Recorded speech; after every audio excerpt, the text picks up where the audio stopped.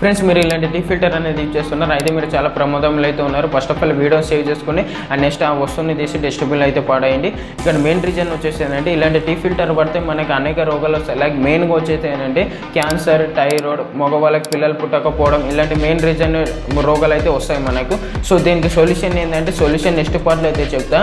ఇక్కడ ఎందుకు ఇలా అయితే అంటే సపోజ్ మన ఇండియాలో ఏంది రీసైకిల్ చేస్తారు మన ప్లాస్టిక్ అవన్నీ కలిపి ఒక్క ప్లాస్టిక్ నుంచి చూస్తే ఇలాంటివి అయితే మనకు జరగదు. సో వాళ్ళు ఏం చేస్తారు ఒక ప్రోడక్ట్ని తయారు చేయడానికి రీసైకిల్ ప్లాస్టిక్ బాటిల్ అది ఇది అన్నీ మిక్సప్ చేసి చేస్తారు. కాబట్టి అది ఏమైతుంది ఒక ప్రోడక్ట్ అయిన తర్వాత మనం యూజ్ చేస్తాం. ఎప్పుడైతే వేడి పాలు కానీ టీ కానీ యూజ్ చేసినప్పుడు పోసినప్పుడు ఏమవుతుంది అంటే అందులో నుంచి ప్లాస్టిక్ మైక్రో అనేది ప్లాస్టిక్ అందులో టీలో పాల లోపల అనేది పడుతుంది. సో అది తాగిన తర్వాత మనకి ఏమవుతుంది అంటే మన డైజెస్టివ్ సిస్టమ్కి ఎఫెక్ట్ పడుతుంది. సో మన డైజెస్టివ్ సిస్టంలో మైక్రో ప్లాస్టిక్ అనేది ఎఫెక్ట్ అయ్యి బాడీ అంతా అయ్యి ఒక 1 year లేదా 2 years తర్వాత ఏమవుతుంది అంటే మనకి ఏదో ఒక రోగం వస్తుంది.